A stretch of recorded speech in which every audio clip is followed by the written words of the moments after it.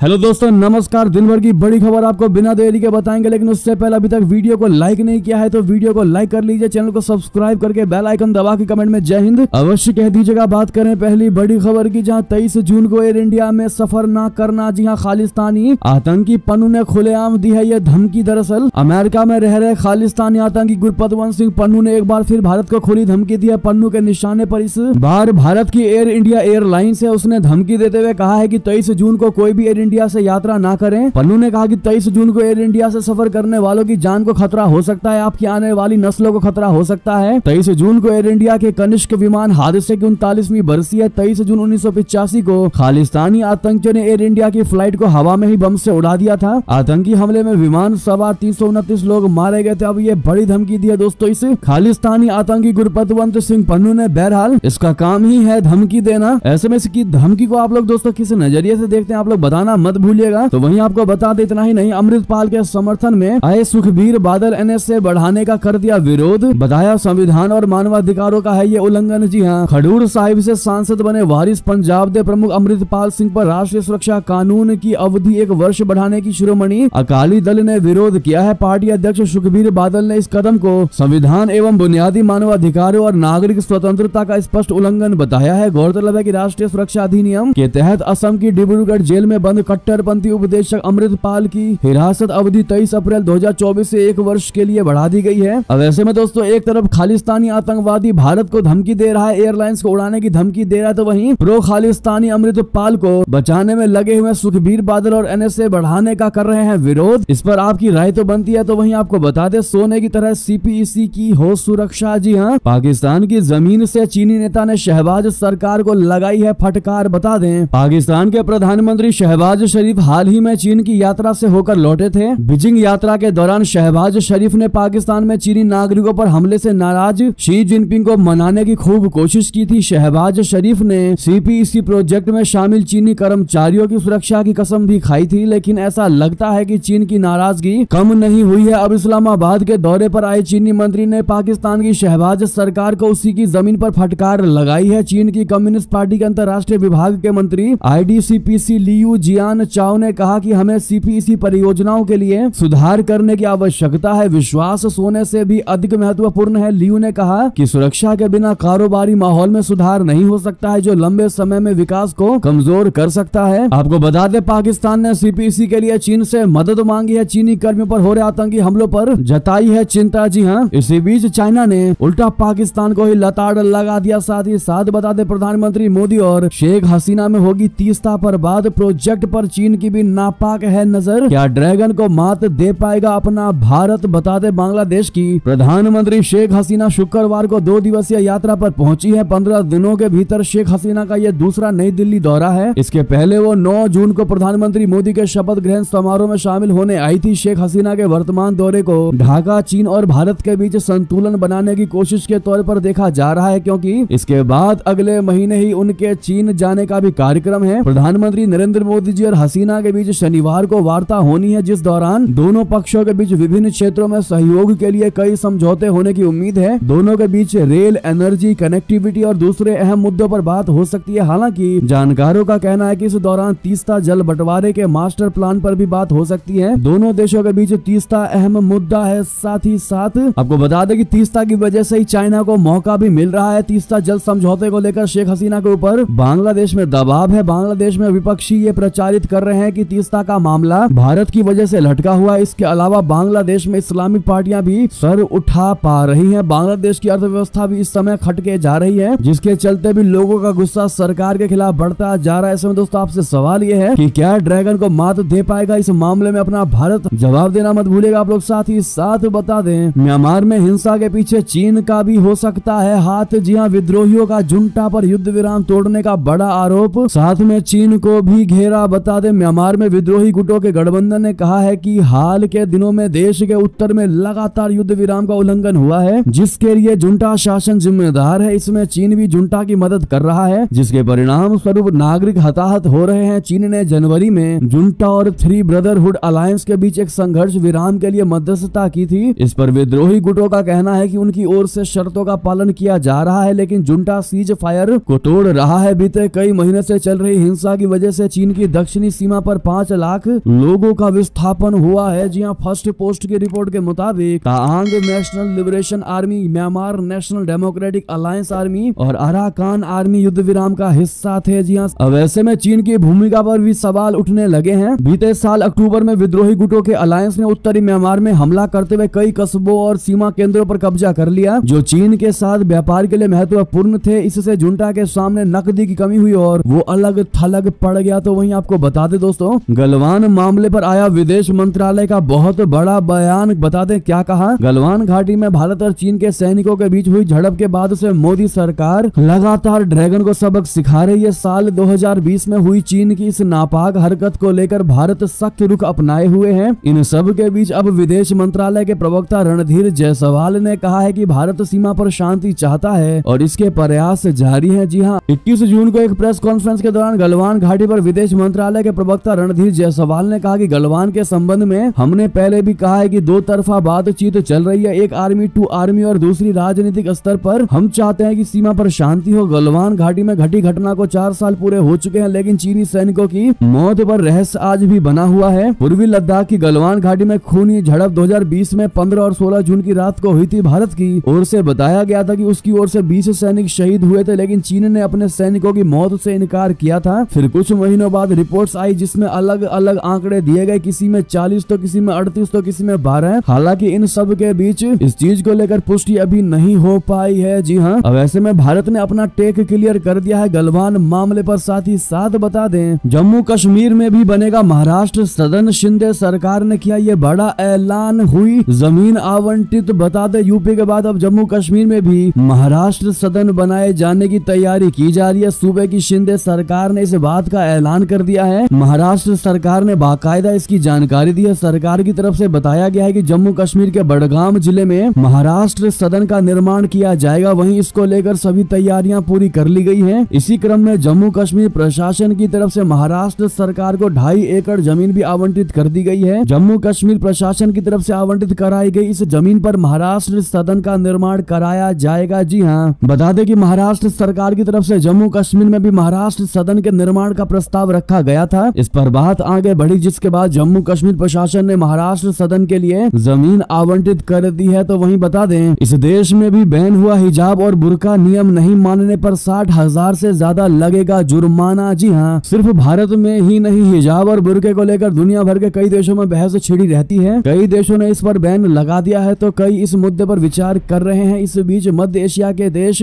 मुस्लिम देश ताजिकिस्तान ने बड़ा फैसला लिया है। देश की संसद ने हिजाब और बुर्का जैसे इस्लामिक पहनावे पर रोक लगाने के लिए कानून पारित कर दिया है। बिल पास होने के बाद ताजिकिस्तान की सरकार अब हिजाब और बुर्का बैन को लागू करने जा रही है। हालांकि इससे पूरे देश में हड़कंप मच गया है। कानून पारित होने से पहले देश के अलग अलग हिस्सों में विरोध प्रदर्शन भी हो रहे हैं। सोवियत संघ से अलग हुए ताजिकिस्तान एक मुस्लिम बहुल देश है। इस देश की सीमा तालिबान शासित अफगानिस्तान से भी मिलती है। इन देशों के पड़ोसी होने के कारण आशंका ये भी बनी हुई है कि कानून लागू होने के बाद विवाद बढ़ सकता है। जी हाँ, गौर करने वाली बात यह भी है कि अफगानिस्तान में बुर्का पहनना अनिवार्य है। ताजिकिस्तान की संसद ने 19 जून को ये विधेयक पारित किया था। इसमें ईद उल फितर और ईद उल अजहा के दौरान बच्चों को विदेशी पहनावे पर रोक लगाने का प्रावधान है। जी हाँ दोस्तों, साथ ही साथ आपको बता दें, चीन को चौतरफा घेरने के लिए ऐसे कूटनीतिक रास्ते अपना रहा है अपना भारत। जी हाँ, अमेरिका तिब्बत के बहाने चीन को घेर रहा है, तो रशिया, चाइना और उत्तर कोरिया एक धुरी बन रहे हैं। ईरान और सीरिया भी रशिया चीन से नाता जोड़ रहे हैं। सऊदी अरब भी अमेरिकी दबाव से बाहर आने को व्याकुल है। यूक्रेन की लड़ाई से अब यूरोप भी उब चुका है। इजराइल के नेतन्याहू अमेरिकी चेतावनी को दरकिनार करते हुए हमास को बर्बाद करने पर तुले हैं। कुल मिलाकर दुनिया का कोई भी देश शांति के प्रयासों को लेकर गंभीर नहीं है। भारत ने यूक्रेन युद्ध में अपनी भूमिका दुरुस्त रखी, लेकिन तिब्बत वाले मुद्दे पर वो अमेरिकी कूटनीति के निकट जाने को आतुर है। प्रधानमंत्री नरेंद्र मोदी जी जिस तरह की गर्मजोशी के साथ अमेरिकी संसद के प्रतिनिधि मंडल से मिले, उससे यही संकेत मिलते हैं। जी हाँ, इसमें कोई शक नहीं कि चाइना अपने विस्तार के लिए जिस तरह से चाले चल रहा है, उसमें भारत को सतर्क रहने की आवश्यकता है। जी हाँ, भारत ने 2003 में तिब्बत को चीन के अभिन्न भाग के रूप में स्वीकार किया था। उस समय भारत का अनुमान था कि इससे भारत चीन कड़वाहट दूर होगी, मगर शी जिनपिंग के कार्यकाल में डोकलाम विवाद और अरुणाचल को लेकर चीन खुरचेज करता रहता है। अब तो भारत सीधे सीधे चीन के खिलाफ अमेरिका का साथ देता दिखाई दे रहा है। दोस्तों, खासकर दलाई लामा से मिलने आए अमेरिकी सांसदों की टोली से प्रधानमंत्री का मिलना और नैन्सी पेलोसी से बातचीत करना चीन को वाकई में चुभा होगा। तो वहीं आपको बता दें, विदेश मंत्री जयशंकर जी भी इन सांसदों से मिले। इससे एक इशारा तो हो गया कि शी जिनपिंग को अब भारत करारा जवाब देना चाहता है। जैसे को तैसा वाला पॉलिसी भारत भी अब अपनाना चाहता है और किसी भी तरीके से मोदी का तीसरा कार्यकाल दया दृष्टि को दूर करके ही आगे कदम बढ़ाया जाएगा, यानी कि जो जैसा करेगा उसको ऐसा ही जवाब देगा अपना भारत। ऐसे में आपकी क्या है इस पर राय दोस्तों, बताइएगा जरूर। तो वहीं तुर्की में भारत के राजदूत वीरेंद्र पॉल का हुआ निधन। विदेश मंत्री जयशंकर जी ने जताया दुख, कहा विदेश सेवा के लिए ये बहुत बड़ी क्षति है। जी हाँ, तुर्की में भारत के राजदूत वीरेंद्र पॉल का शुक्रवार को निधन हो गया। विदेश मंत्रालय के प्रवक्ता रणधीर जायसवाल ने इस बारे में जानकारी दी है। वीरेंद्र पॉल 1991 बैच के भारतीय विदेश सेवा के अधिकारी थे। विदेश मंत्रालय के एक्स अकाउंट पर उन्होंने लिखा कि हम तुर्की में भारत के राजदूत वीरेंद्र पॉल के असामयिक निधन पर दुखी हैं। एक समर्पित अधिकारी बताते हुए आगे कहा कि उन्हें उनके असाधारण मानवीय गुणों और प्रभावशाली पेशेवर योगदान के लिए हमेशा याद किया जाएगा। विदेश मंत्रालय की टीम इस कठिन समय में उनके साथ खड़ी है। विदेश मंत्री जयशंकर जी ने पॉल के निधन पर गहरा दुख जताते हुए विदेश सेवा के लिए बड़ी क्षति बताया है। साथ ही साथ अगली खबर बता दे, प्रधानमंत्री ऋषि सुनक पार्टी कार्यकर्ताओं से क्यों हुए नाराज, आरोपियों को बर्खास्त करने की खाई कसम। जी हाँ, जुलाई महीने के पहले हफ्ते में ब्रिटेन में आम चुनाव होंगे। वहीं इससे पहले ब्रिटेन के मौजूदा प्रधानमंत्री ऋषि सुनक अपने ही पार्टी कार्यकर्ताओं से काफी नाराज हैं, क्योंकि देश के आम चुनाव की तारीख पर कथित तौर पर सट्टा लगाने के मामले में उनकी पार्टी के नेताओं की जांच की जा रही है, जिसको लेकर शुक्रवार को प्रधानमंत्री ऋषि सुनक जी ने कसम खाते हुए कहा कि अगर कोई भी कार्यकर्ता सट्टेबाजी के नियमों को तोड़ने का दोषी पाया गया तो उसे पार्टी से निकाल दिया जाएगा। ब्रिटिश नेता ऋषि सुनक ने यह बयान तब दिया जब उनसे मतदाताओं के समूह के बढ़ते घोटाले को लेकर सवाल पूछा गया। इस दौरान उन्होंने साफ कहा है कि अगर कोई भी चुनाव उम्मीदवार या पार्टी अधिकारी नियमों का उल्लंघन करते हुए पाया गया तो उसे पार्टी से बाहर निकाल दिया जाएगा। जी हाँ, पिछले सप्ताह ये आरोप पहली बार सामने आया था जब सुनक के करीबी सुरक्षा अधिकारी को चुनाव में सट्टा लगाने के जुड़े आरोप के संदेह में मेट्रोपॉलिटन पुलिस ने अरेस्ट किया था। साथ ही साथ बता दे क्या होगा ये समय बताएगा। जी हाँ, यूक्रेन को लेकर अपनी जिद पर अड़े हैं व्लादिमीर पुतिन। बता दें, रूस के राष्ट्रपति व्लादिमीर पुतिन ने वियतनाम के राजधानी हनोई में मीडिया से बात करते हुए कहा कि रूस अपने सैनिकों को यूक्रेन से कभी नहीं वापस बुलाएगा। पुतिन के इस बयान के बाद दोनों देशों के बीच चल रहे युद्ध विराम की कोशिशों को बड़ा झटका लगा है। पिछले हफ्ते रशिया द्वारा पेश किए गए शांति समझौते से पहले यूक्रेन उसके क्षेत्रों से रूसी सैनिकों की वापसी की मांग की थी। रूसी राष्ट्रपति व्लादिमीर पुतिन ने कहा है कि रूसी सैनिकों की वापसी की मांग सिर्फ संघर्ष को जारी रखने के लिए है, क्योंकि यही तरीका है जिससे वोलोडिमीर जेलेंस्की सत्ता में बने रह सकते हैं। व्लादिमीर पुतिन ने कहा, यदि समझौते की शर्त हमारे सैनिकों की वापसी से जुड़ी है जिसका कीव शासन सपना देख रहा है तो ऐसा कभी नहीं होगा। जी हाँ, रूसी राष्ट्रपति ने कहा कि जेलेंस्की सत्ता छोड़ना नहीं चाहते हैं। वे यूक्रेनी संविधान के मुताबिक सामान्य चुनाव कराने के हित में नहीं है, इसीलिए वे युद्ध विराम वार्ता को हमेशा के लिए टाल देना चाहते हैं। खरकीव से रूसी सैनिकों को पीछे हटाने के प्रयासों के सवाल पर पुतिन ने कहा है कि युद्ध में किसी भी कीमत पर जीत हासिल करने के कीव के सपने का मतलब है कि यूक्रेन को बड़ा नुकसान उठाना पड़ेगा। उन्होंने कहा कि खरकीव एक टैक्टिकल ऑपरेशन है जिसे यूक्रेन स्ट्रेटेजिक ऑपरेशन दिखाने की कोशिश कर रहा है। साथ ही साथ बता दें, इमरान खान की रिहाई की मांग को लेकर प्रदर्शन से पहले सरकार अलर्ट। पंजाब प्रांत में धारा 144 लागू। जी हाँ, पाकिस्तान की जेल में बंद पूर्व प्रधानमंत्री इमरान खान की रिहाई की मांग को लेकर उनके समर्थकों की तरफ से किए जाने वाले राष्ट्रव्यापी विरोध प्रदर्शन का हवाला देते हुए शुक्रवार को पंजाब सरकार ने पूरे प्रांत में 7 दिनों के लिए धारा 144 लागू कर दिया है। बता दें कि पूरे पंजाब प्रांत में विरोध प्रदर्शन और सार्वजनिक समारोह पर प्रतिबंध लगा दिया गया है और ये निषेधाज्ञा तत्काल प्रभाव से लागू की गई है, क्योंकि पार्टी कार्यकर्ताओं ने पाकिस्तानी तहरीक-ए-इंसाफ पार्टी के संस्थापक की रिहाई की मांग को लेकर प्रदर्शन करने की योजना बनाई थी। जी हाँ, बता दें कि क्रिकेटर से राजनेता बने इमरान खान पिछले साल अगस्त से जेल में बंद है। तो वहीं अप्रैल 2022 में सत्ता से बेदखल होने के बाद से उन पर लगाए गए लगभग 200 मामलों में से कुछ में दोषी ठहराए गए थे। तो वहीं बता दें, दोस्त ना रहा। जी हाँ, पुतिन ने पाकिस्तान के साथ कर ली ऐसी डील, भारत को लगा तगड़ा झटका। दरअसल पुतिन और पाकिस्तान के बीच एक डील हुई है जिसने भारत की चिंता को बढ़ा दिया है। पुतिन के निमंत्रण पर पाकिस्तान INSTC यानी कि बोले तो international north south transport corridor से जुड़ने को तैयार हो गया है। इससे पाकिस्तान को तो सीधे तौर पर फायदा मिलेगा, लेकिन भारत के लिए मुश्किलें बढ़ सकती हैं। तो क्या इसलिए पाकिस्तान इस कॉरिडोर से जुड़ने के लिए तैयार हुआ है? दोस्तों, सेंट पीटर्सबर्ग से ईरान के रास्ते भारत तक बन रहे INSTC यानी international north south transport corridor का हिस्सा अब पाकिस्तान भी होगा, क्योंकि पुतिन के के न्योते पर पाकिस्तान इसके लिए तैयार हो गया है। सीधे तौर पर यह भारत के लिए चिंता की बात है। दरअसल अब तक इस कॉरिडोर में पाकिस्तान कहीं नहीं था, ईरान से सीधे भारत का रास्ता था, लेकिन बीच में अब पाकिस्तान आ गया है। इसकी तस्दीक रशिया में पाकिस्तान के राजदूत खालिद जमाली ने किया है, जिसके मुताबिक पाकिस्तान क्षेत्रीय आर्थिक पार्टनर के नाते इस INSTC प्रोजेक्ट से जुड़ रहा है। जी हाँ, INSTC से जुड़ना पाकिस्तान के लिए तो फायदे का सौदा ही है। यूरोप उसका व्यापार अभी तक पारंपरिक समुद्री रूट से होता है, जिसमें लागत भी ज्यादा आती है और समय भी ज्यादा लगता है, लेकिन नए कॉरिडोर से जुड़ने के बाद पाकिस्तान का पैसा भी बचेगा और समय भी। जी हाँ, लेकिन आपको मेन मुद्दा बता दे, पाकिस्तान के इस प्रोजेक्ट से जुड़ने के बाद भारत के लिए कई तरह की मुश्किलें खड़ी हो सकती हैं, क्योंकि इस कॉरिडोर में ईरान और भारत के बीच पाकिस्तान आ जाएगा। इससे पाकिस्तान कॉरिडोर के लिए टैक्स तो वसूल करेगा, लेकिन तनाव की स्थिति में भारत का बहिष्कार कर सकता है। जी हाँ दोस्तों, न जाने रशिया ने क्या सोच करके पाकिस्तान को इनवाइट किया है, ये तो भगवान ही जाने, लेकिन जो खबर थी वो हमने आपको बताया है। आपको बता दें कि पाकिस्तान की तरफ से आतंकी गतिविधियां बढ़ने पर भारत पर दबाव बढ़ेगा कि पाकिस्तान के रास्ते यूरोप से व्यापार रोके। पाकिस्तान की तरफ से कॉरिडोर की वजह से भारत पर दबाव बनाने की कोशिश भी हो सकती है। पाकिस्तान पर भरोसे को लेकर ही ईरान के रास्ते गैस पाइपलाइन का काम मनमोहन सरकार के समय से ही अधर में अटका है। इसमें कोई शक नहीं है कि पाकिस्तान भरोसे लायक नहीं है। जानकारों का मानना है कि भविष्य में चीन का CPEC प्रोजेक्ट भी INSTC से जुड़ सकता है, जिससे भारत की चिंता और भी ज्यादा बढ़ सकती है। जी हाँ दोस्तों, ऐसे में अब भारत को क्या कदम उठाना चाहिए दोस्तों? क्या भारत को इस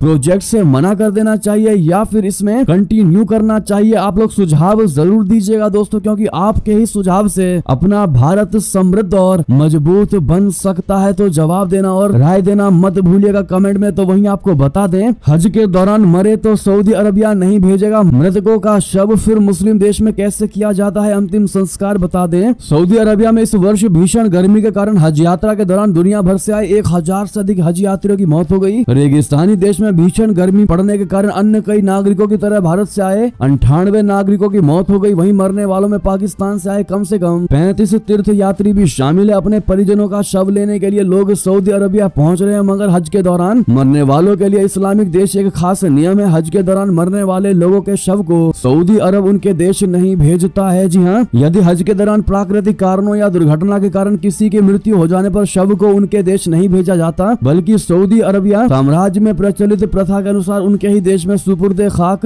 यानी अंतिम संस्कार किया जाता है और बाद में डेथ सर्टिफिकेट को उनके परिजनों के पास भेज देता है। तो वहीं आपको बता दें, उत्तर कोरिया की इन हरकतों से परेशान हो गया है दक्षिण कोरिया। बॉर्डर एरिया में फिर चली दनादन गोलियां। जी हाँ, उत्तर कोरिया और दक्षिण कोरिया के रिश्ते जगजाहिर है। उत्तर कोरिया की तरफ से लगातार दक्षिण कोरिया को परेशान करने वाली हरकतें की जा रही हैं। हाल ही में उत्तर कोरिया ने दक्षिण कोरिया के कई प्रांतों में कचरों से भरे गुब्बारे भी गिराए थे, लेकिन अब जिस तरह की हरकतें की जा रही हैं उससे दोनों देशों के बीच तनाव चरम पर पहुंच गया है। दक्षिण कोरियाई सेना ने शुक्रवार को कहा है कि बीते दिन उत्तर कोरिया के सैनिक एक बार फिर जमीनी सीमा को अस्थायी तौर पर पार कर उनकी सीमा में आ गए, जिसके बाद सैनिकों ने चेतावनी के तौर पर गोलियां चलाई हैं। इस महीने में तीसरी बार उत्तर कोरियाई सैनिकों ने जमीनी सीमा पार की है। साथ ही साथ बता दें, प्रवासियों के मुद्दे पर बदल गए डोनाल्ड ट्रंप के सुर। ग्रीन कार्ड को लेकर किया बड़ा वादा, भारतीयों को होगा डायरेक्ट फायदा। जी हाँ, अमेरिका में राष्ट्रपति चुनाव को लेकर वादों की झड़ी लगनी शुरू हो चुकी है। अमेरिका के पूर्व राष्ट्रपति डोनाल्ड ट्रंप ने भी चुनावी माहौल में वादों का पिटारा खोल दिया है। पहले जिन मुद्दों पर पहले वो आक्रामक रखते थे अपना रुख, अब उन्हीं मामलों में उनके तेवर नरम पड़ गए हैं। एक इंटरव्यू में ट्रंप ने कहा कि वो चाहते हैं कि जो विदेशी छात्र अमेरिका के कॉलेज से ग्रेजुएट कर रहे हैं उनको सीधे ग्रीन कार्ड मिले। ट्रंप से ऑल इन नाम के एक पॉडकास्ट में कंपनियों द्वारा बेहतर और प्रतिभाशाली लोगों को अमेरिका बुलाने के प्लान के बारे में पूछा गया था, जिसका जवाब देते हुए उन्होंने ये बात कही। जी हाँ, ऐसे में वाकई में भारतीयों को बम्पर और डायरेक्ट फायदा मिलने वाला है। साथ ही साथ बता दें, धर्म नगरी अयोध्या और तीर्थराज प्रयाग को लेकर योगी सरकार का बहुत बड़ा फैसला जल्द होगा। ये काम बता दें, उत्तर प्रदेश में 2 नए अतिथि गृह बनने जा रहा है। राज्य सरकार एक धर्म नगरी अयोध्या और एक अतिथि गृह तीर्थराज प्रयाग में अतिथि गृहों के निर्माण कराने जा रही है। कल शुक्रवार को मुख्यमंत्री योगी आदित्यनाथ जी ने दोनों अतिथि गृहों के निर्माण स्थल, लेआउट, सुविधाओं और साज सज्जा आदि के संबंध में प्रस्तुतिकरण देखा। उत्तर प्रदेश के राज्य संपत्ति विभाग के अधिकारियों के साथ हुई इस बैठक में मुख्यमंत्री ने कहा कि श्री राम जन्मभूमि मंदिर स्थापना के बाद अयोध्या में राष्ट्रपति, प्रधानमंत्री, राज्यपाल सहित देश दुनिया से अनेक विशिष्ट अति विशिष्ट अतिथियों का आगमन हो रहा है। इनके अयोध्या में आने के दौरान इनके ठहरने के लिए सुरक्षा व सुविधा के उत्कृष्ट मानकों के साथ गेस्ट हाउस की आवश्यकता है। इसी प्रकार प्रयागराज में भी अलग अलग वीआईपी लोगों के आने जाने के लिए वहां बेहतर सुविधा और आतिथ्य के लिए एक सभी सुविधाओं से युक्त अतिथि गृह बनाया जाना आवश्यक है। साथ ही साथ बता दें, इतना ही नहीं, पेपर लीक से बचने के लिए योगी सरकार ने बनाया फुल प्रूफ प्लान, जारी कर दिया नया आदेश। उत्तर प्रदेश में करीब 56% आबादी युवाओं की है। इस आबादी के लिए पेपर लीक सबसे बड़ा मुद्दा है। युवा लगातार पेपर लीक पर लगाम लगाने की मांग करते रहे हैं। ऐसे में अब यूपी की योगी सरकार ने पेपर लीक पर लगाम लगाने का फुल प्रूफ प्लान बना लिया है। इसके तहत पेपर लीक जैसी गंभीर समस्या से निपटने के लिए पूरी तैयारी कर ली गई है। योगी सरकार की नई प्लानिंग के मुताबिक किसी भी परीक्षा की जिम्मेदारी 4 एजेंसियों के पास होगी। वहीं डीएम की अध्यक्षता में सेंटर का चयन किया जाएगा। प्रिंटिंग प्रेस के चयन में भी गोपनीयता बरती जाएगी। वहीं प्रिंटिंग प्रेस की सीसीटीवी कैमरों से निगरानी की जाएगी ताकि किसी भी तरह की गड़बड़ी ना हो सके। साथ ही बता दें, पेपर लीक को लेकर अखिलेश यादव ने पीएम मोदी जी पर हमला बोला, कहा झूठों को काम, झूठों को सलाम। जी हाँ, पेपर लीक मामला दोस्तों विपक्षियों के लिए बहुत बड़ा एक तीर बन चुका है, जो लगातार केंद्र सरकार को, योगी सरकार को घेरने में लगी हुई है। आपको बता दें, शुक्रवार को अखिलेश यादव ने ट्वीट करते हुए कहा कि यही है बीजेपी वालों की पहचान, झूठों का काम, झूठों को सलाम। उन्होंने कहा कि लगातार पेपर लीक होना सरकार की ईमानदारी पर सवाल उठाता है। यादव ने गुजरात की एक कंपनी पर पुलिस भर्ती परीक्षा का पेपर लीक करने का भी आरोप लगाया। उन्होंने दावा किया कि कंपनी के मालिक के विदेश भाग जाने के बाद ही यूपी सरकार ने लोगों को इसकी जानकारी दी और लोगों के गुस्से से बचने के लिए कंपनी को ब्लैक लिस्ट कर दिया। तो वहीं बता दें, इतना ही नहीं, नीट पेपर लीक पर तेजस्वी यादव ने कहा, बुला लो मेरे पीएस को, अगर गलती निकली तो इसको गिरफ्तार कर लेना। जी हाँ, नीट पेपर लीक मामले में बिहार के पूर्व डिप्टी सीएम और मौजूदा नेता प्रतिपक्ष तेजस्वी यादव ने पर्सनल सेक्रेटरी की भूमिका सामने आने के बाद बड़ा बयान दिया है और कहा है कि अगर उसकी गलती है तो सरकार उसे गिरफ्तार कर ले, मुझे कोई दिक्कत नहीं। तो वहीं बता दें, दिल्ली एनसीआर में महंगी हुई सीएनजी, प्रति किलो 1 रुपए की हुई बढ़ोतरी। जी हाँ, दिल्ली एनसीआर में सीएनजी की कीमतें बढ़ गई हैं। सीएनजी के दाम में प्रति किलो 1 रुपया बढ़ाया गया है। इंद्रप्रस्थ गैस लिमिटेड ने सीएनजी के दाम बढ़ा दिए हैं। हालांकि गुरुग्राम, करनाल और कैथन में सीएनजी की कीमत नहीं बढ़ाई गई है। इससे पहले मार्च 2024 में सीएनजी के दाम में 2.5 रुपए की कटौती की गई थी। तो वहीं आपको बता दें, ये थे भी सारी बड़ी खबरें। आपको हमारी खबर कैसी लगी? आशा करता हूँ बहुत अच्छी लगी होगी। थोड़ी भी अच्छी लगी तो वीडियो को लाइक करके, चैनल को सब्सक्राइब करके, बेल आइकन दबा के कमेंट में जय हिंद अवश्य कह दीजिएगा। मिलता अगली बड़ी खबर में। आप सभी का बहुत बहुत धन्यवाद।